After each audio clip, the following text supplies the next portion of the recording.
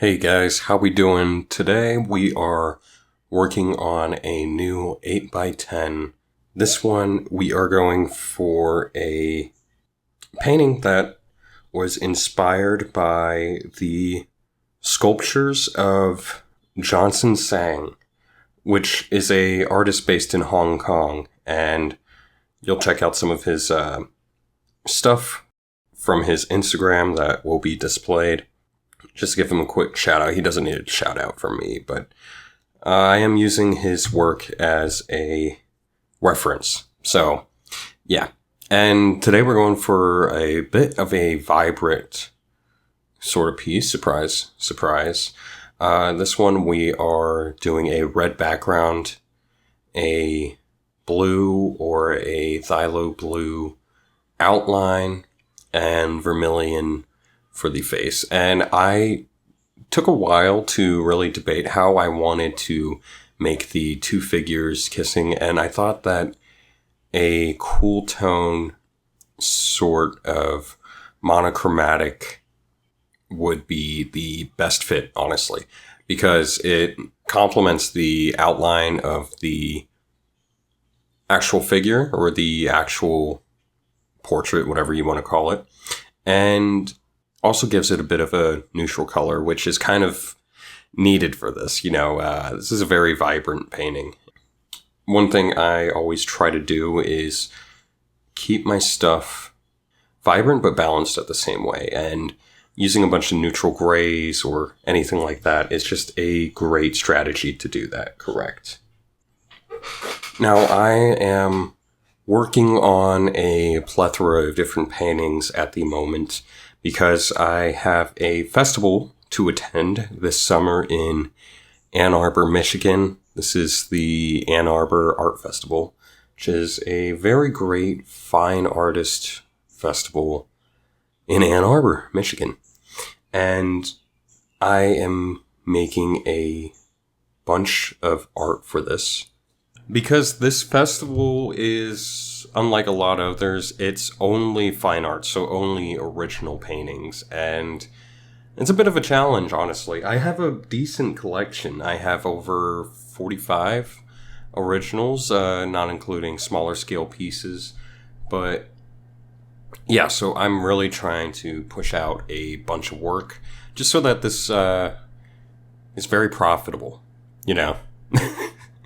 But yeah, anyways, getting back to the piece, something that really made me drawn to this piece was just the contrast and the what's the word, chiaroscuro, inside of the actual figures kissing. And I just loved how the light bounced off of the actual figure, the actual statue, and I just really wanted to try to put that into play in my own work. I would love to work more with a lot more depth and form and lighting, and this was just a great exercise for that. I feel like a lot of people don't understand the idea that when you're working on a piece, it doesn't have to be perfect at all, but what is important is the practice of it, so then you can take what you learn from this piece and put it up for the next one. You know what I mean? I feel like a lot of people get lost in just having some sort of perfection with each piece, which is not what we're trying to do here. What is most important is communicating that feeling that you wanted to communicate the most. Yeah, I think I honestly did a pretty good job here. I'm not sure how the colors correlate with the feeling of this piece, but I did decide to name it Where Thoughts Touch, And I guess it's like the idea of love and companionship, like physically in our thoughts, in our brain and everything, which is why it's pushed out into this actual piece. you know. I really admire this artist and just how he really conveys this with a lot of and you'll see that I will definitely be using this guy more as a reference, just because I have so many of these 8x10s, and I could really use a nice series to do, and I think this might be a nice series. Not that, it's funny, I actually already sold this piece, and it's always funny when that happens, because I feel in a way that I want to build up my collection, but then I sell a piece and it's good to sell a piece, but also I just would love to have a vast collection of art for this show. So we've been kind of falling into the trap of that, but yeah, I'm definitely going to be doing a couple more paintings based on Johnson Sang's work. And yeah, I'm just right now doing a lot of the undertones of the actual shadows of the faces inside of it, and I've been thoroughly impressed with exactly how I've been able to do that. I wanted to, after creating the painting, dipping it in epoxy resin, and I have been working with epoxy resin a lot lately, and man, it is quite the game changer for my work, I will say.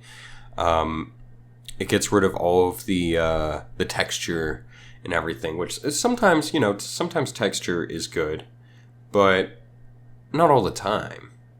We worked to get that out with the epoxy resin, and it just, oh man, it looks like glass. I am definitely going to continue using that. I've actually been using it on a lot of smaller scale pieces. You'll see them on the screen if they're on the screen. If you guys want one of those, just check out my website, torchesart.com.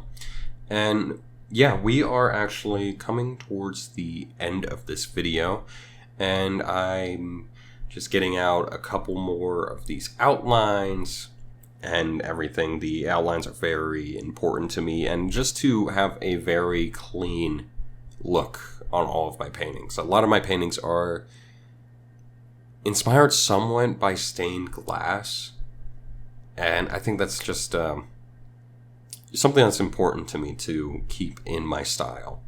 So yeah, tell me what you guys think. Have y'all ever used epoxy resin? If you have, what were the results?